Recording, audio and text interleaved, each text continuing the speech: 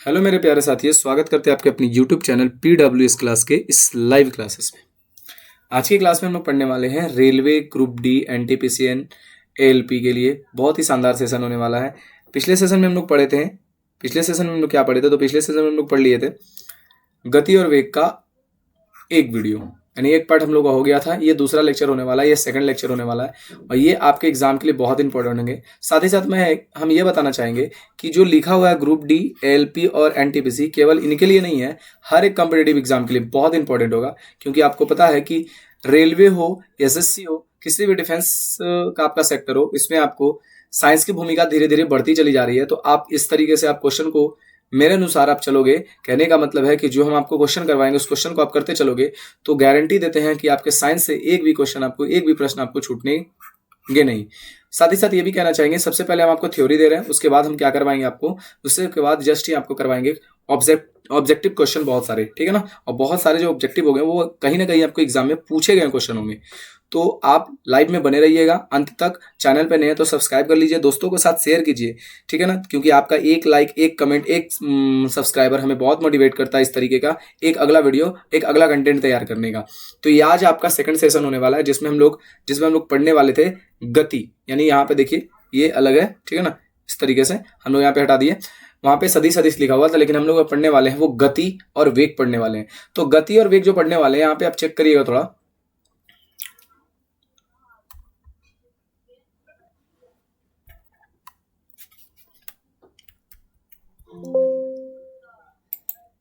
बजा ढोल स्वागत में मिलेगा लामाए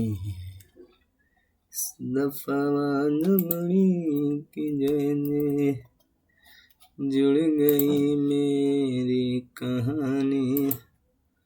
हेलो मेरे प्यारे साथियों, कैसे आप सभी, स्वागत करते हैं आपके अपने यूट्यूब चैनल PWS क्लास के सिर्फ लेटेस्ट लाइव स्ट्रीम में। आज की क्लास में हम लोग पढ़ने वाले हैं railway group D NTPC ALP के लिए बहुत ही शानदार सेशन होने वाला है। क्योंकि आज के सेशन में हम लोग पढ़ने वाले हैं फिजिक्स। और जैसा कि आपको पता है कि पिछला वीडियो आपका आया था गति और वेग का, उसमें हमने आधा ही पढ़ाया था आपको। तो आज क्या करेंगे, आज पूरे लेक्चर को कंप्लीट करने का टारगेट है। आशा करते हैं कि पूरा लेक्चर कंप्लीट हो जाएगा। तो आप लाइव में बने रहिएगा अंत तक। चैनल पे नए हैं तो सब्सक्राइब कर लीजिए, दोस्तों के साथ शेयर कीजिए ताकि आपको हर एक प्रश्न आपसे छूटे नहीं एग्जाम में। एक बात और भी कहना चाहेंगे कि आपको लग रहा होगा कि यहाँ पर सर केवल और केवल group D ALP and technician या फिर NTPC के लिए, तो ऐसा कुछ भी नहीं है। ये जो हम सेशन चला रहे हैं सभी एग्जाम के लिए, क्योंकि यहाँ पे हम केवल इनके क्वेश्चन नहीं करवा रहे हैं, हम आपको थ्योरी करवा रहे हैं, ठीक है ना। तो अगर थ्योरी आप अच्छे तरीके से कर लेते हो तो कहीं भी क्वेश्चन कर लोगे, ठीक है ना। तो आप सेशन में बने रहिएगा और चैनल पर नए तो सब्सक्राइब करिएगा और अंत तक बने रहिएगा, दोस्तों के साथ शेयर कीजिए। क्योंकि आपका एक लाइक, एक कमेंट, एक सब्सक्राइबर हमें बहुत मोटिवेट करता है इस तरीके का कंटेंट तैयार करने का। तो वीडियो कैसा लगा अंत में एक बार कमेंट करके हमें ज़रूर बताइएगा। और साथ ही साथ आप जो भी प्रश्न आपको नहीं समझ में आते हैं तो आप क्या करिएगा, उस प्रश्न का क्वेश्चन आप लोग कमेंट बॉक्स में डालिएगा, हम उसका सोल्यूशन अवश्य करेंगे। चलिए तो बिना कुछ देरी के वीडियो करते हैं स्टार्ट। चलिए तो आज हम लोग पढ़ने वाले हैं, ये देखिए ध्यान से, आपको लिखा हुआ है आज हम लोग पढ़ने वाले हैं गति। आज हम लोग क्या पढ़ने वाले हैं, गति और वेग का ये दूसरा लेक्चर होगा, ठीक है ना। सेकंड लेक्चर होगा, फर्स्ट वीडियो अपलोड है, नहीं मिलेगा तो लास्ट में इसका लिंक भी आपको मिल जाएगा वीडियो के अंत में। या फिर आप मेरे चैनल पे जाइए, और चैनल पे जाइएगा तो RRB GK GS करके एक प्लेलिस्ट बना है, उस पर जाके देख लीजिए, वहाँ पे मिल जाएगा। तो चलिए अब करते हैं स्टार्ट। जैसा कि आपको पता है कि हमने पिछले क्लास में त्वरण के पास जाके, ये पूरे के त्वरण के पास जाके आपको वीडियो एंड किए थे। तो आज हम त्वरण से ही कंटिन्यू करेंगे। तो जैसा कि आपको पता है कि हम लोग त्वरण से एंड किए थे, तो त्वरण से कंटिन्यू करने वाले। तो त्वरण होता क्या है, एक बार आप लोग कमेंट करिएगा फटाफट से एक बार कमेंट करिएगा फटाफट से सभी का कमेंट हम देख रहे हैं। त्वरण का सूत्र क्या होता है ये बता दीजिएगा, त्वरण कहते हैं किसको ये बताइएगा, त्वरण का सूत्र क्या होता है ये बताइएगा, दो चीज हमें आप बताइए जल्दी से फटाफट से। चलिए आगे सभी आते हैं। तो सर त्वरण होता क्या, सबसे पहली चीज होता है सर त्वरण कहते हैं किसको है, त्वरण, ठीक ना। त्वरण को जनरली हम लोग A से डिनोट करते हैं। A बराबर जो सूत्र होता है वो V - U/T होता है। अगर इसका वर्ड में देखा जाए फॉर्मूला, तो वेग में परिवर्तन, सॉरी एक सेकंड, हाँ चलिए, वेग में परिवर्तन और बटा में क्या हो जाएगा, बटा में आपका हो जाएगा समय। वेग में परिवर्तन बटा समय, यानी वेग यहाँ पे बार बार चेंज होगा, ठीक है। ये चीजें समझ लिया आप लोग। चलिए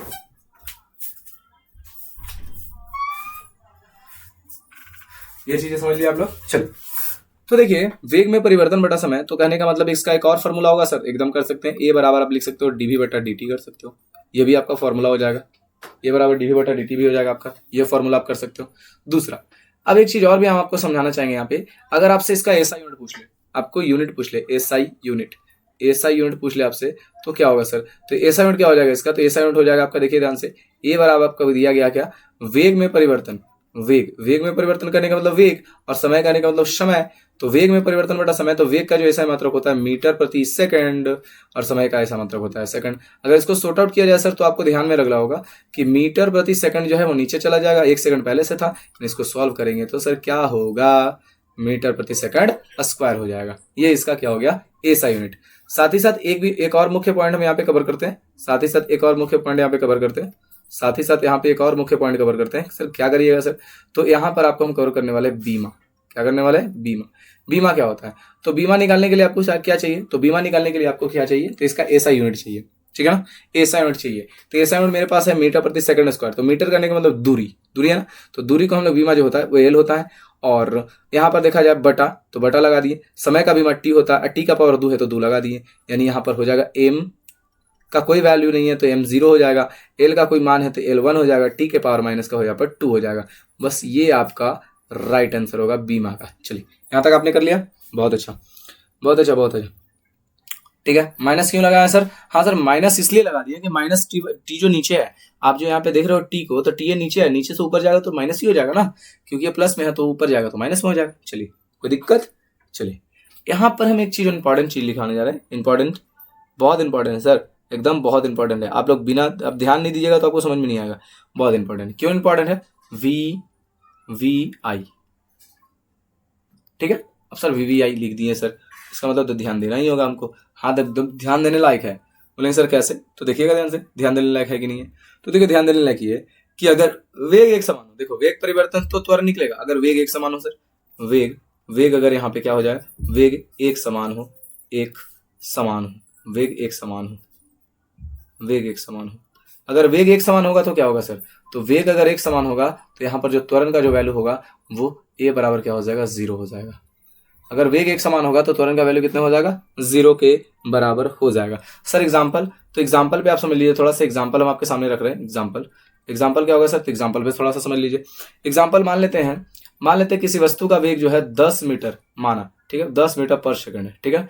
किसी वस्तु का वेग 10 मीटर पर सेकंड है, यहां से ये 2 सेकंड में, कितने सेकंड में?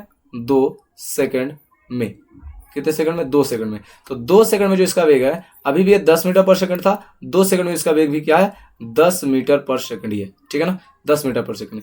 अगले 2 सेकंड में भी इसका वेग कितना आ गया सर? अगले 2 सेकंड में भी इसका वेग क्या है, कोई चेंज नहीं हुआ है, वो 10 मीटर पर सेकंड ही है। यानी बहुत सुधरा हुआ बबुआ है ये। सुधरा हुआ बबुआ कहने का मतलब क्या, कि ये अपने एक समान चाल से चलाते हुए जा रहा है, ये चाल में कोई परिवर्तन नहीं कर रहा है। तो आप कह सकते हैं क्या कह सकते हैं कि इसके वेग जो पहले था वो अभी भी है एंड देन लास्ट तक है, ठीक है ना। यहां से चीजों को देख लिया। तो सर अगर यहां मान लेते हैं कि बिंदु A है और ये वाला बिंदु अगर B मान लेते हैं, तो A से B तक अगर देखा जाए, तो A यानी कहने का मतलब इनिशियल वेलोसिटी, और यहाँ पे B इसका क्या है सर, यहाँ से यहाँ तक केवल देखा जाए तो फाइनल वेलोसिटी। तो इनिशियल वेलोसिटी मेरे पास कितना है, 10, फाइनल के मेरे पास 10। तो इसको सॉल्व करेंगे तो क्या हो जाएगा, इनिशियल और फाइनल में बहुत सारा अंतर थोड़ी है, इनिशियल और फाइनल में बहुत सारा अंतर नहीं है, आप ध्यान दीजिएगा थोड़ा। चलिए यहाँ पे क्या कर रहे हैं, आपको इनिशियल और फाइनल में इसलिए अंतर नहीं है क्योंकि मेरे पास एक फॉर्मूला है सर, आपको पता होगा, a बराबर v माइनस यू और बटे में t, ठीक है ना, इस तरीके से। अरे लैग कर रहा है, पता नहीं क्यों पेन लैग कर रहा है। चलो तो a बराबर क्या हो गया, a बराबर v कहने का मतलब अंतिम वेग मेरे पास है 10, a कहने का मतलब क्या, प्रारंभिक वेग मेरे पास कितना है 10, और बटा में देखिए समय कितने सेकंड का कहानी बोला गया, 2 सेकंड का। अब 2 सेकंड रखिए, 10 सेकंड, उससे कोई फर्क नहीं पड़ता, तो 10 से 10 पे यहाँ कट जाएगा सर। तो मेरे पास आ गया 0/2, यानी वैल्यू कितना आ गया, 0। यानी देखिए वेग एक समान था तो त्वरण का वैल्यू कितना आ गया, 0। दूसरा चीज में देखा जाए, यानी बी से लेकर अगर सी का देखा जाए, देखिए सी का कोई दिक्कत नहीं है, तो ए इज इक्वल टू क्या हो जाएगा, सी तक। देखिए तो कहने का मतलब अगर बी से सी तक देखिएगा तो वी आपका इनिशियल हो जाएगा और सी आपका फाइनल हो जाएगा। तो उसी तरीके से 10 - 10 और बटा में कितना हो जाएगा, 2। तो 10 से 10 कैंसिल आउट हुआ, तो कहने का मतलब मेरे पास अभी भी कितना आ गया, 0। तो अगर वेग में कोई परिवर्तन नहीं करेंगे तो त्वरण का वैल्यू कितने के बराबर हो जाएगा, 0 के बराबर हो जाएगा, 0 के बराबर हो जाएगा। बोलो कोई दिक्कत है यहाँ तक, यहाँ तो कोई परेशानी समझने में? समझने में किसी प्रकार की कोई परेशानी? सर कोई परेशानी नहीं है सर। तो अगर वेग एक समान होगा तो त्वरण का वैल्यू कितने के बराबर हो जाएगा? 0 के बराबर हो जाएगा, 0 के बराबर हो जाएगा। ठीक है, अब आगे चलते हैं। एक और पॉइंट, अगला पेज ले लेते हैं। एक और पॉइंट, एक और मुख्य पॉइंट लेते हैं, ध्यान दीजिएगा आप। एक और मुख्य पॉइंट, चलिए यहाँ पे हम पेन सेलेक्ट कर लेते हैं थोड़ा। चलिए एक और मुख्य पॉइंट ध्यान दीजिएगा। क्या है सर एक और मुख्य पॉइंट? अगर मान लेते हैं कोई वस्तु का वेग, किसी वस्तु का वेग, देखिए यहाँ पर वस्तु का वेग, यहाँ पर लिखा गया वस्तु, ठीक है ना, वस्तु का वेग, वस्तु का वेग एक समान रूप से बढ़े, एक समान रूप से बढ़े। अगर वस्तु का वेग एक समान रूप से बढ़े, ठीक है, तो क्या होगा सर? तो वस्तु का वेग भी अगर एक समान रूप से बढ़े तो त्वरण क्या होगा? त्वरण में कोई परिवर्तन नहीं होगा। त्वरण क्या होगा? त्वरण ये समान रहेगा, ये चेंजेबल नहीं होगा, ये त्वरण क्या होगा? समान होगा। चलिए सर विथ एग्जांपल आप समझाइए सर। सर विथ एग्जांपल के लिए तो हम जाने जाते हैं सर, क्या एग्जाम्पल के लिए तो हम जाने जाते हैं, एग्जाम्पल देने में फीचर नहीं, कोई दिक्कत नहीं है। मान लेते हैं कोई वस्तु है, मान लेते हैं, देखिए ध्यान से आप एग्जाम्पल, मान लेते हो कोई वस्तु है ए, यहाँ पर मान लेते हैं बी और यहाँ पर मान लेते हैं सी। ए से बी तक गया, यानी मान लेते हैं कि यहाँ जो वस्तु का वेग था वो 2 मीटर पर सेकंड था, 2 मीटर पर सेकंड था। उसके बाद उसका वेग हो गया 4 मीटर पर सेकंड, ठीक है ना, उसका वेग हो गया 6 मीटर पर सेकंड। तो 2 मीटर पर सेकंड है तो यहाँ पर कितने सेकंड में सर? 2 सेकंड में, ठीक है ना, 2 सेकंड में। उसके बाद देखिए सर ये 2 सेकंड में, यानी इसका वेग 2 से 4 हो गया, यहाँ पर फिर से 2 सेकंड लगाइए और वेग कितना हो गया? 4 से 6 हो गया। अब यहाँ पर निकालते हैं त्वरण ए का वैल्यू आपको निकालने के लिए क्या चाहिए सर? ए बराबर आपको चाहिए v माइनस यू और बटा में टी, कोई दिक्कत नहीं है। v मेरे पास कितना है सर? 4। u कितना है? क्योंकि ये फाइनल नहीं है, ये इनिशियल है, ये फाइनल है, ए से बी तक का कहानी बता रहे हैं, यानी ये आपका कहानी ए से कहां तक का है? v तक का है, ठीक है ना। तो u का वैल्यू 4 और v का वैल्यू 4 और u का वैल्यू 2 और बटा में कितना आ गया? 2 सेकंड का। तो 4 में से 2 गया 2, यानी 2 बटा 2 क्या हो जाएगा? 1, ठीक है ना, 1 मीटर पर सेकंड स्क्वायर। उसी तरीके से आप b से c तक का देखिए, b से c तक का देखिए, कोई दिक्कत नहीं है सर। a बराबर v माइनस यू बटा टी। तो देखिएगा ध्यान से, 6 माइनस का 4 और बटा, देखिए क्योंकि ये इसके लिए इनिशियल हो गया, फाइनल हो गया, तो देखिए बटा 2। अगर 6 में से 4 जाएगा तो 2 और बटा 2, यानी इसको भी सॉल्व करेंगे तो कितना आ जाएगा आंसर मेरा? 1 ही आ जाएगा। तो आप कह सकते हो कि अगर वेग एक समान हो तो त्वरण का वैल्यू कितने के बराबर होता है? त्वरण एक, अगर वेग एक समान रूप से बढ़े मतलब इंक्रीज हो तो क्या हो जाएगा? ये एक समान रूप से अगर बढ़ेगा तो त्वरण कितना होगा? त्वरण हमारा कोई चेंज नहीं होगा, त्वरण हमारा जैसा का जैसा रहेगा। बोलो यहाँ तक बात समझ में आ गया? बहुत अच्छा, बहुत अच्छा, बहुत अच्छा। सभी लोग इसी तरीके से आंसर करेंगे। चलिए सभी लोग इसी तरीके से आंसर करेंगे सभी, ठीक है ना।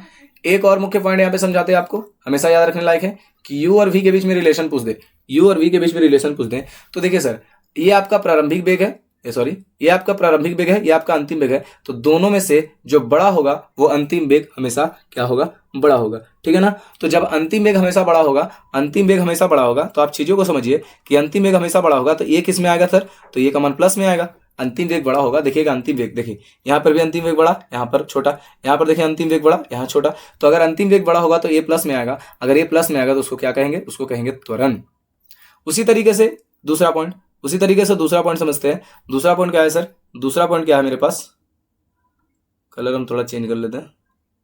दूसरा पॉइंट मेरे पास क्या है? तो दूसरा मेरे पास है कि u और v के बीच में अगर रिलेशन इस तरीके से रहे, ठीक है, तो इस तरीके से जब u और v के बीच में रिलेशन रहेगा तो यहाँ पर देखिए u बड़ा हो गया और v छोटा हो गया। इस स्थिति में a का मान जो होगा वो ऋणात्मक में आएगा। अगर a ऋणात्मक है तो इसको हम कहेंगे मंदन। क्या कहेंगे? मंदन। कोई दिक्कत? यहाँ तक बात समझ में आ गया? आगे चलते हैं। कोई दिक्कत है? नहीं सर। एक चीज और यहाँ पे लिख लीजिए, अगर मंदन की बात की जाए, मंदन, तो मंदन लिखने के लिए हम ऋणात्मक का प्रयोग नहीं करेंगे, बस लिखा जाएगा कि ऋणात्मक त्वरण को, कैसे त्वरण को? ऋणात्मक त्वरण को क्या कहते हैं? त्वरण को मंदन कहते हैं। ऋणात्मक त्वरण को क्या कहते हैं? मंदन कहते हैं। और यहाँ मंदन लिखने के लिए ऋणात्मक चिन्ह का प्रयोग नहीं करेंगे, ठीक है ना, बस आपको समझा रहे हैं कि ऋणात्मक रहेगा तो मंदन कहलाएगा। कोई दिक्कत? यहाँ तक कोई परेशानी है सर? कोई परेशानी? किसी प्रकार का कोई परेशानी? सर कोई परेशानी नहीं, ठीक है ना। अब देखिए यहाँ पे हम एक पॉइंट बनाते हैं। ए आपका ए पॉइंट है, यहाँ पे एक बी पॉइंट है, ठीक है ना। यहाँ से यहाँ एक उदग्र ऊंचाई है। अगर मान लेते ए है और यहाँ पर हो गया बी, ठीक है ना, तो यहाँ से कोई वस्तु अगर ऊपर की ओर फेंकना स्टार्ट करेगा तो यहाँ पर जो वैल्यू होगा किसी वस्तु का जो वेग होगा वो कितने के बराबर होगा, वेग जो होगा वो कितने के बराबर होगा, 0 के बराबर होगा, ठीक है ना, 0 के बराबर होगा, कोई दिक्कत, कोई 0 के बराबर होगा, ठीक है ना, किसी प्रकार का। अब बताओ 0 के बराबर कब होगा, जब यहाँ पे इनिशियल माने हैं तो यहाँ पे जो वस्तु रुका हुआ रहेगा। तो अगर देखिए एक चीज आपको और समझा दे रहे हैं कि अगर विरामावस्था की बात की जाए, विरामावस्था की बात की जाए ना, तो वहां पर विरामावस्था में जो u होगा वो कितने के बराबर होगा, 0 के बराबर होगा। विरामावस्था में u कितने के बराबर होगा, 0 के बराबर होगा।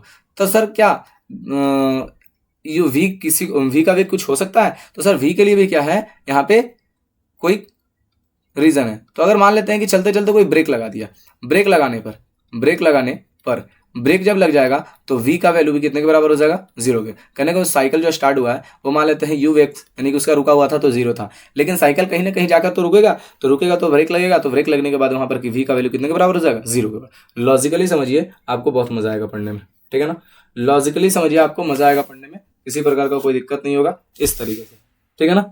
मंदन, अब आगे चलते हैं सर, ठीक है।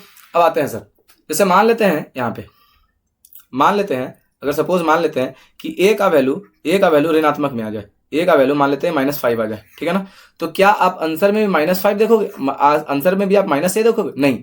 आपको क्या बताया था कि मंदन को लिखने के लिए आपका माइनस का प्रयोग नहीं करते हैं, तो मंदन लिखने के लिए माइनस का प्रयोग नहीं करते हैं। तो अगर मान लेते हैं कि मेरे पास माइनस में वैल्यू आ रहा है तो आप डायरेक्ट उसको ए से डिनोट ए से रिप्रेजेंट कर सकते हो, इसको माइनस लिखने की कोई आवश्यकता नहीं है, किसी प्रकार की कोई आवश्यकता नहीं है, किसी प्रकार की कोई आवश्यकता नहीं है। चलिए बात समझ में आ गया, आगे चलते हैं, अगला स्लाइड देखिएगा ध्यान से।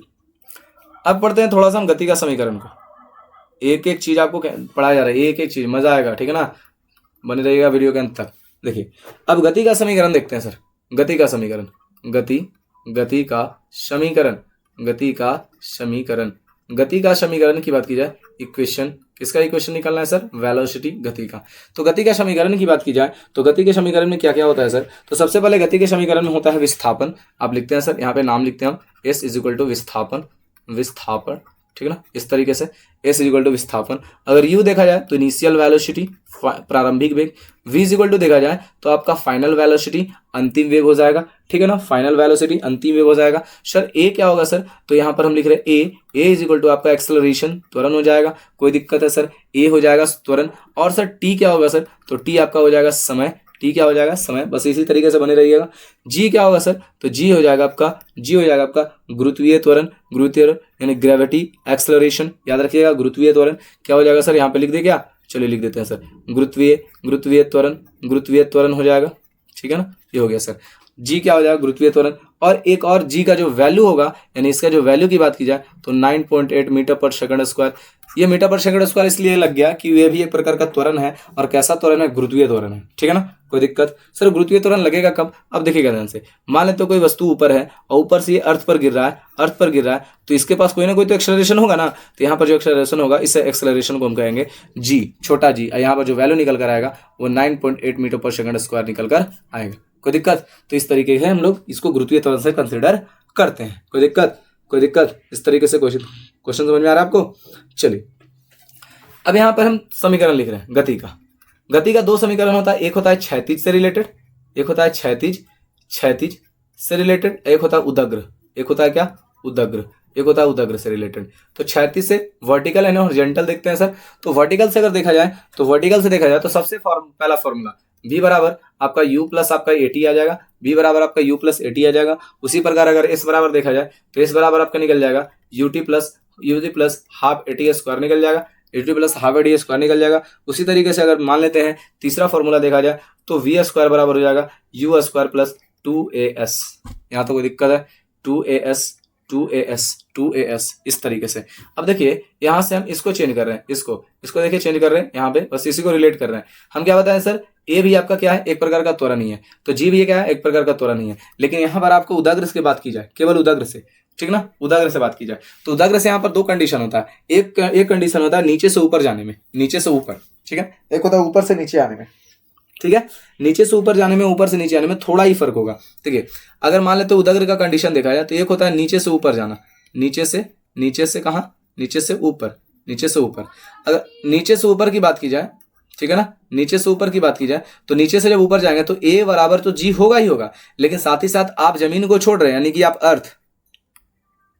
अर्थ को आप छोड़ रहे हैं, तो ग्रेविटेशन में कमी आएगी, यानी गुरुत्वीय त्वरण में क्या आएगा, कमी आएगा। तो कमी करने का मतलब प्लस की माइनस, तो माइनस। तो आप यहाँ पे जी जो कंसीडर करोगे वो ये बराबर माइनस जी मानकर चलोगे। क्या मानकर चलोगे, माइनस जी। फॉर्मूला लिखते हैं, तो फॉर्मूला आप लिखो जल्दी से, फटाफट से फॉर्मूला लिखो। तो वी बराबर क्या हो जाएगा, वी बराबर क्या हो जाएगा, यू प्लस ए टी है ना, तो यू प्लस ए टी की जगह पर यू माइनस आपका जी टी लगाना पड़ेगा। कोई दिक्कत, थोड़ा सा चेंज आया। एस बराबर आपका क्या होगा, एस बराबर आपका आएगा यू टी, सॉरी यहाँ पे देखिए यू टी प्लस वहां पे होगा, ठीक है ना, यहाँ प्लस होगा U T plus half A T square बोला ना, तो 1/2 जे टी स्क्वायर, सॉरी। तो यहाँ पर माइनस हो जाएगा, क्यों हो जाएगा माइनस, क्योंकि यहाँ पे क्या हो जाएगा, जी माइनस में होगा, तो यहाँ पर आपने क्या रखना, माइनस रखना, जे टी स्क्वायर। कोई दिक्कत। तीसरा, वी स्क्वायर बराबर U square plus two S है, U square plus two S है, तो टू ए है ना, ये तो प्लस में आएगा, यानी मान लेते हैं यहाँ पर प्लस था और यहाँ पर हम टू ए एस रखेंगे, तो ए की जगह पर जी आएगा, जी माइनस में होगा, यानी इसको जब सॉल्व करेंगे जी क्या होगा, माइनस में होगा, तो इसको जब सॉल्व करेंगे तो वी स्क्वायर बराबर मेरे पास फॉर्मूला आएगा यू स्क्वायर माइनस का 2g's। एस की जगह पर और चीजें देख सकते हैं सर, एस विस्थापन है ना, तो यहाँ पर जो विस्थापन होगा वो हाइट से रिलेटेड होगा ना, तो यानी यहाँ पर जो फॉर्मूला फाइनल फॉर्मूला निकल कर आएगा वी स्क्वायर बराबर U square plus sorry minus 2gh। यहाँ पर देखिए सर, तो ये क्या एच के बराबर हो जाएगा, यानी हाँ सर एच के बराबर हो जाएगा, ठीक है ना, कोई दिक्कत। इस तरीके से सर कोई दिक्कत नहीं है सर, कोई दिक्कत नहीं, बहुत अच्छा, चलिए बहुत अच्छा, ठीक है ना। अब देखिए सर यहाँ पर और समझा रहे हैं आपको, क्या समझा रहे हैं, यहाँ पे ध्यान देना, यहाँ पे आप ध्यान दीजिएगा, यहाँ पे ध्यान दीजिएगा। चलिए आगे चलते हैं, यहाँ पे ध्यान दीजिएगा, क्या ध्यान देना सर। अब है नीचे से ऊपर देख लिया, अब जाना है हमको ऊपर से नीचे, बस थोड़ा सा ही फर्क होगा। क्या फर्क होगा सर, कोई थोड़ा सा फर्क। क्यों थोड़ा सा फर्क होगा, क्योंकि ऊपर से नीचे जाएंगे तो गुरुत्वीय त्वरण के मान में बढ़ोतरी होगी, यानी ये क्या हो जाएगा, केवल और केवल प्लस में चल जाएगा, यानी आपको करना है v बराबर u प्लस जी टी, ठीक है ना, एस या एच बराबर यू टी प्लस क्या हो जाएगा, हाफ जी टी स्क्वायर, ठीक है ना, वी स्क्वायर बराबर यू स्क्वायर प्लस 2g's। कोई दिक्कत, यहाँ तक समझ में आ गया बात को, आगे चलते हैं। कोई परेशानी, कोई समस्या सर, किसी प्रकार का कोई समस्या, एक बार आप जल्दी से कमेंट करिए, सबका हम कमेंट देख रहे हैं, जल्दी से कमेंट करिएगा।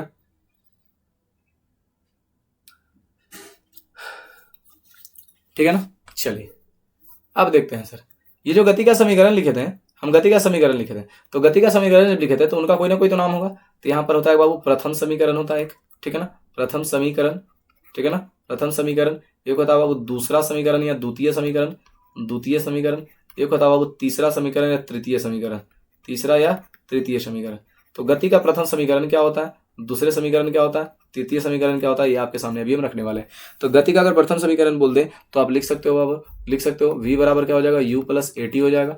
दूसरा क्या हो जाएगा, s बराबर आपका हो जाएगा s बराबर हो जाएगा आपका u T plus half A T square हो जाएगा, ठीक है ना। उसी तरीके से आपका तीसरा हो जाएगा v स्क्वायर बराबर u स्क्वायर प्लस 2as।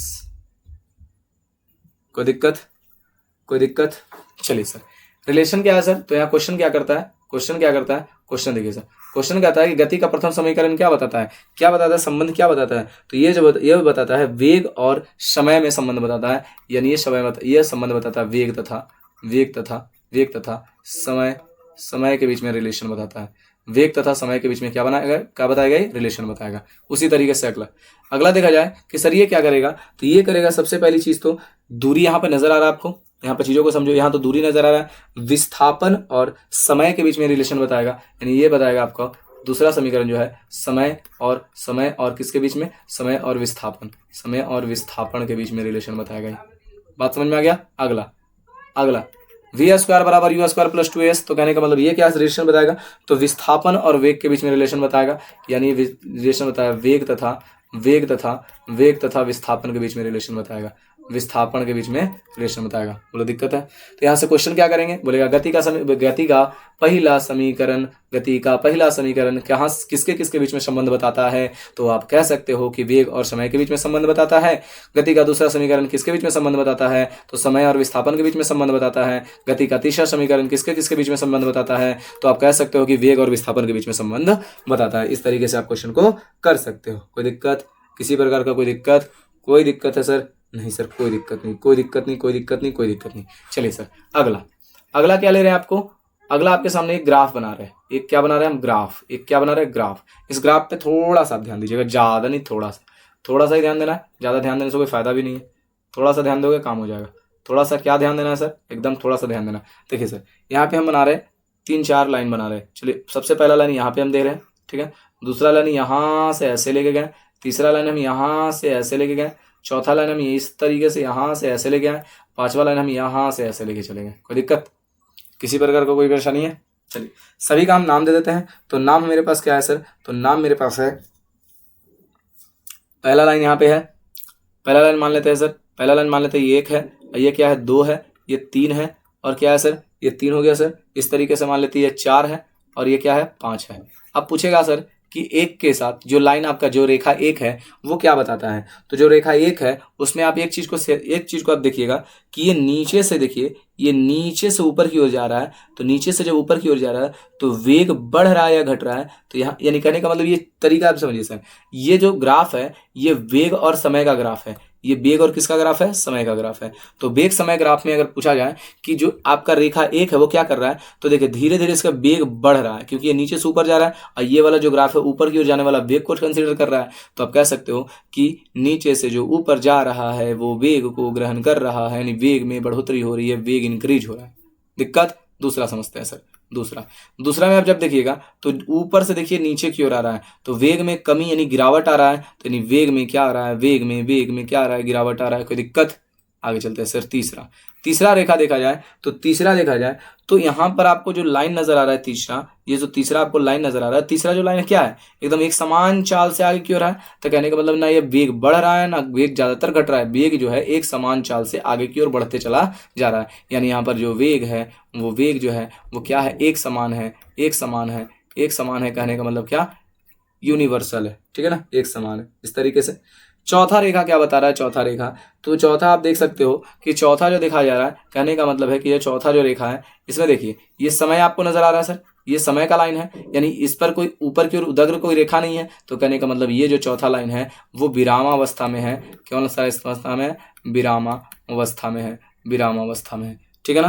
पांचवा बताइए सर, पांचवा लाइन क्या बता रहा है, बता रहा है। तो अब देखिए पांचवा क्या बता रहा है कि यहाँ पर से लाइन ऊपर की ओर खींचा गया है। तो बताइए ना समय बढ़ रहा है ना समय घट रहा है, तो समय में कोई परिवर्तन नहीं। कहने का मतलब है किसी वस्तु का अगर वेग बढ़ाएंगे तो वो समय के सापेक्ष ही बढ़ेगा। तो समय ऐसा तो नहीं ना है कि अगर वस्तु का वेग बढ़ाएंगे तो उसमें समय नहीं इंक्लूड होगा। तो यहाँ पर देखिए समय में कोई बढ़ोतरी या कोई कमी नहीं हो रहा है। तो ये चीजें जो है वो असंभव है, ये चीजें असंभव है। कोई दिक्कत? यहाँ तक बात समझ में आ गया बात? आगे चलते हैं, अगला स्लाइड लेते हैं। कोई दिक्कत? ये चीजें असंभव है। कोई दिक्कत? ये चीजें असंभव है। चलिए अगला हम क्वेश्चन करते हैं यहाँ से आपसे, क्वेश्चन करते हैं आपसे। अगला क्वेश्चन ध्यान दीजिएगा, यहाँ से ध्यान दीजिएगा आप लोग। अगला क्वेश्चन क्या होगा, इसी तरीके से हम ग्राफ बनाते हैं, इसी तरीके से हम एक ग्राफ बनाते हैं, और ग्राफ में आपसे क्वेश्चन करेगा कोई, या फिर क्वेश्चन देखो ग्राफ से रिलेटेड क्वेश्चन देते हैं। चलिए क्वेश्चन दे देते हैं ग्राफ से रिलेटेड। चलिए ग्राफ से ही क्वेश्चन दे देते हैं,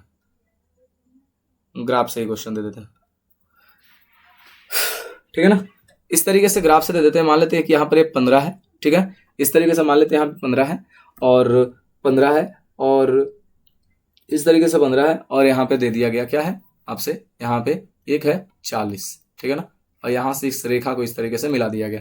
क्वेश्चन का आ गया कि 15 सेकंड में तय की गई दूरी बताइए। यानी ये जो समय है वो एक समय ग्राफ है, यानी ये आपको वेग को कंसिडर कर रहा है, ये समय को बता रहा है। और यहाँ से आपको बोला गया कि इससे कुछ दूरी निकालना है। तो अब दूरी बराबर सूत्र पता होगा, दूरी बराबर सूत्र क्या है, चाल गुना समय। चाल गुना क्या होता है, समय होता है। तो आप इजिली इसको कंसिडर कर सकते हो। चाल का वैल्यू क्या है 40, और समय कितना है 15 और 40 को गुना करोगे 600 मीटर की दूरी हो जाएगी। कोई दिक्कत? 600 मीटर की दूरी हो जाएगी, कोई दिक्कत? इस तरीके से आपने क्वेश्चन को अच्छे तरीके से कर लिया। चलिए, तो ये जो आपका जो सेशन चल रहा था यहीं पर होता है एंड, और आज की क्लास यहीं पर करते हैं हम लोग समाप्त।